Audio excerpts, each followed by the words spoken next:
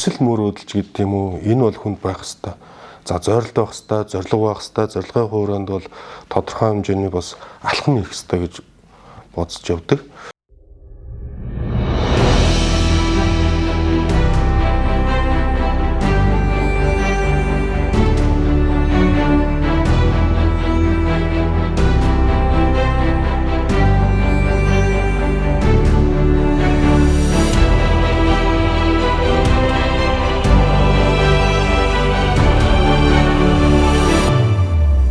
Хүсэл мөрөөдөл гэдэг маань одоо хүүхэд байхаас өмгөөлөгч гэдэг яг энэ ажлын хүний эрх хамгаалах хүнстэй энэ ажилд ерөөсөө очно гэж ерөөсөө төсөөлөг байхгүй.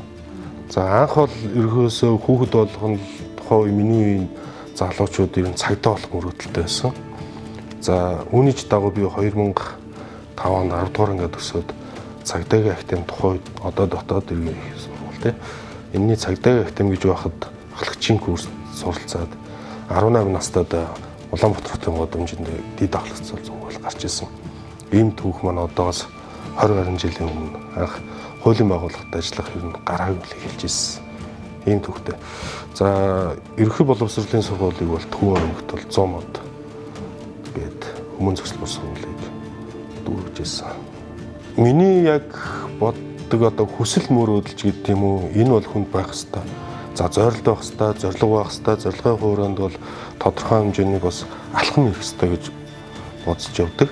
За үүний өрөөндөө бол анх прокурор байгууллагад ажиллаж байгаад тодорхой хэмжээний орон нутагт байгаад Улаанбаатарт орж ирэх бас шаардлага үүссэн. За Улаанбаатар хотод орж ирээд тухайн үед ажиллаж байсан албанаас өөр өсөлтөөр чөлөөлөгдөөд хуульчаа аваад ер нь бол хуульчийн мэргэжлийн үйл ажиллагаа эрхлэх тодорхой төрлийн албан тушаалууд байдаг тийм ээ. Өмгөөлөгч, прокурор, шүүгч. За үүнээс хамгийн надад ойрноос нь бол өмгөөлөгч байсан. За өмгөөллийн байгууллагад ороод анх прокурорын системд ажиллаж исэн өнөөд хэрэг уншихад бол хэрэг болгон хэрэг мэт бол харагддаг байсан байхгүй. За тодорхой хугацааны дараа кейс тохиолбор дээр ороод явж байгаад ер нь өмгөөлөгч хүний үндсийн хүний эрхийг хамгаалах байр суурь, за хууль хэрэглээний төвшөнд гэдгээс нь үзэж аваад ер нь өмгөөлөгч маань ер нь үнний төлөө явдаг субъект юм аа. Хүний эрхийг хамгаалагч юм аа гэдэг үүднээс энэ өмгөөллийн мэргэжилтэй бол цаашдаа ер нь цаашдаа ирээдүйдсэн энэ мэргэжлээр ажиллах ийм бодолтой байдаг. Одоодсон энэ өмгөөллийн салбараар бас бахархаж явдаг хүний эрхийн хамгаалагч гэдгээр бас өдөр тутам магтаалын үг, за зарим тохиолдолд бас шүүмжлэлийг авч яадаг. Энэ болгон маань одоо өнөөдөр хүртэл намайг хорцлаад байдаг. Ийм л сайхан ажил гэж үздэг дээ. Би чинь манай өмгөөлөгчтэй холбооны 21 удирдах зөвлөлийн гишүүнтэй байхгүй. Түүний нэг удирдах зөвлөлийн одоо нийт өмгөөлөгчтэй хувьд за их хурлыг завсарласан үед бол нөгөө бодлогын төвшин шийдвэр гаргах. За энэ бас нөгөө бичвэрэнт боловсруулах, түүнийг батлах, бодлогын төвшөнд бас шийдвэр гаргах оролцоотой 21 хүний нэг л гэж ингэж удирдах зөвлөлийн гишүүн 3 жилийн хугацаатай за сонгогддог сонгуульт ажил. Энэ жил бүрийнхээ хугацаа дуусаад тэгээд ер нь бол дараагийн ээлж бас хүлээлгэж өгөх. За би одоо яг 9 жил өмгөөлөгчөөр бол ажиллаж байна. 2022 онд бол яг зүгээр манай өмгөөлөгчтэй холбооноос оны шилдэгүүд бол шалгаруулдаг. За энэтэй холбоотойгоор бол бас нэлээд бас амжилт үзүүлсэн үр дүнгийн өрөөнд бол яг 2022 оны шилдэг өмгөөлөгчийг л авч ирсэн. За ер нь зүгээр хамгийн гоё мэдрэмж гэх юм бол 2024 3 өмгөөлөгчийг бас худал мэдүүлэг, хуульчийн мэргэжлийн үйл ажиллагаа хууль бусаар явуулсан гэдэг 3 өмгөөлөгч орон нутагт тийм ээ бас эрүүгээр үүсгэж ялагдчихаар татсан тохиолдлууд байсан. Тэднэрийг бас анхан шатны шүүхээр ороод бас гурвал ингэ цагаатгаж ирсэн ийм тохиолдол бас байдаг. Энэ нь өөрөө өмгөөлөгчийг өмгөөлж ирсэн тохиолдлын хувьд бол бас маш гоё мэдрэмж өгдөг. Ягаад гэвэл нэг талдаа прокурор болон хуулийн байгууллагаас өмгөөлөгчийг буруутгах гэж үздэг. Нөгөө талаас бид бас өмгөөлөгч өмгөөлт юм шүү гэдэг байдлаар үзээд бас ингээд ажиллагаанд оролцоод явж исэн тохиолдол бас байдаг. Энэ нь өөрөө хамгийн гоё дурсамжтай бас шийдвэрүүд байдаг да.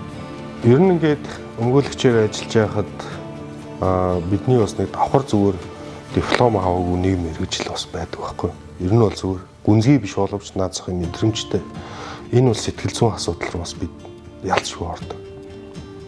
За энэ дээрээс үзэхэд сошиалар одоо гэмтрийн талаар бас зарим тохиолдолд дэлгэрэнгүй мэдээлэл. Үйлдэлийн арга. За бус нөхцөл байдал гэмтрэгт холбогдсон этгээд. Энэ дээрээс одоо өсвөр насны хүүхдүүд гэдэг юм уу сонирхсон этгээд үзэх боломжтой байдаг. Тэгэхээр энэ мэдээллийг авсан хүний далд ухамсар маань өөрөө тухайн үйл баримт болон хэргийн талаар дахиндаа кодлт юм шүү.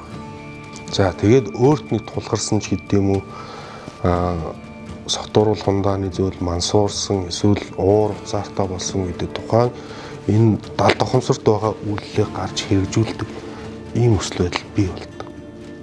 За эсвэл өөрөө сонирхож үздэг өсвөр насны хүүхэд. За энэ нь өөрөө гэмтрийн нэгдүгээр шалтгаан болдог. За хоёрдугаар Монгол улсын үндсэн хууль болон за бусад холбогдох хууль тогтоомжоор хүний гин буруутай нүүрдэл энийг ч бас хэрэгт буруутгах болохгүй гэсэн бас агуулгын заалттай тийм ээ.